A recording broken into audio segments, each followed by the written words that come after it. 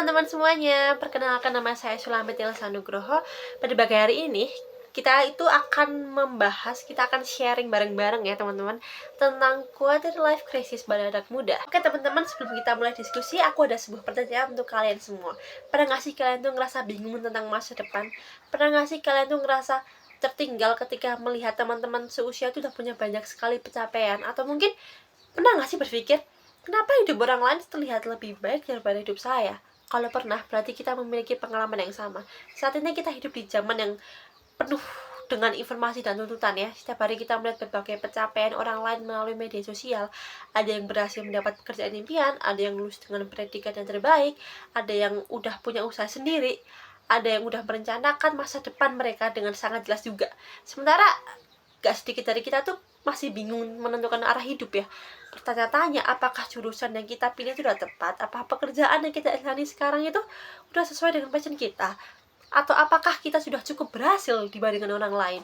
Perasaan bingung, cemas, dan takut terhadap masa depan itu yang sering disebut dengan quarter life crisis teman-teman. Oleh karena itu, pada kesempatan kali ini, aku akan bahas tentang quarter life crisis pada anak muda, tentang penyebabnya, dampaknya, serta bagaimana cara menghadapinya. Teman-teman, jadi apa sih definisinya? Jadi quarter life crisis adalah kondisi yang sering dialami oleh seseorang di usia 20 tahun hingga 30 tahun. Pada fase ini kita mulai menghadapi berbagai keputusan penting, contohnya mengenai pendidikan, pekerjaan, hubungan, bahkan masa depan. Masa muda sering dianggap sebagai masa yang menyenangkan gitu ya. Namun kenyataannya, masa ini juga penuh dengan kebingungan dan tekanan batin teman-teman. Kita dituntut untuk menentukan arah hidup gitu ya. Benar seringkali kita harus masih berusaha memahami diri kita sendiri. Salah satu penyebab quarter life crisis adalah tekanan sosial. Kita sering merasa harus mencapai sesuatu tuh pada usia tertentu gitu, seperti mendapatkan pekerjaan yang baik contohnya, memiliki penghasilan yang tinggi, atau mencapai berbagai target kehidupan lainnya gitu. Padahal setiap orang memiliki kondisi dan kesempatan bahkan perjalanan yang berbeda-beda. Yang kedua, ada media sosial juga sering memperbesar rasa cemas itu. Ketika melihat pencapaian orang lain setiap hari, tetapi tidak melihat perjuangan dan kegagalan yang mereka alami gitu ya. Akibatnya, banyak anak muda merasa kayak tertinggal dan mulai membandingkan diri mereka dengan orang lain, teman-teman. Padahal, nggak ada alasan untuk membandingkan perjalanan hidup kita dengan orang lain.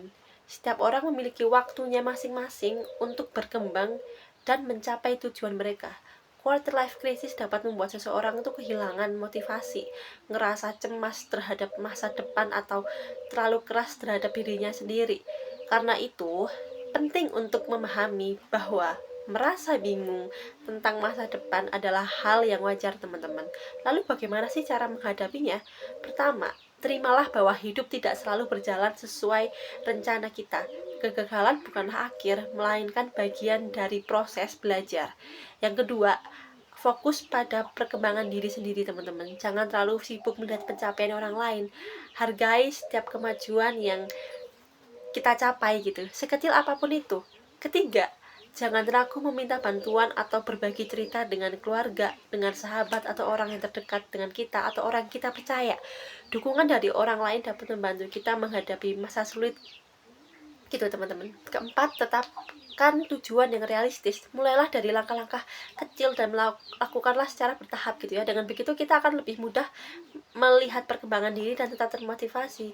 Dan yang terpenting, berikan waktu kepada diri sendiri. Nggak ada aturan yang mengatakan bahwa seseorang tuh harus sukses pada usia tertentu. Kesuksesan bukanlah perlombaan teman-teman, melainkan perjalanan yang dijalani dengan proses dan usaha yang berbeda-beda teman-teman. Quarter life crisis itu bukanlah tanda kegagalan ya. Justru fase ini dapat menjadi kesempatan untuk mengenal diri sendiri, memahami tujuan hidup, dan belajar menjadi pribadi yang lebih baik lagi dan lebih dewasa lagi. Jika saat ini kalian merasa bingung atau cemas tentang masa depan, ingat ya teman-teman, bahwa kalian tuh nggak sendirian, bahwa anak muda sedang menghadapi perasaan yang sama juga di luar sana. Tetaplah melangkah dan percaya pada diri sendiri, karena pada akhirnya hidup bukan tentang siapa yang paling cepat mencapai tujuan mereka sendiri gitu, tetapi tentang bagaimana kita terus belajar berkembang dan menjadi versi terbaik dari kita sendiri. Sekian yang bisa saya sampaikan. Semoga teman-teman semuanya yang di luar sana yang sedang berjuang, jangan pantang menyerah teman-teman. Kita semua berjuang dengan waktu kita masing-masing dengan cara kita masing-masing. Sekian dari saya. Tuhan Yesus memberkati teman-teman. Semangat.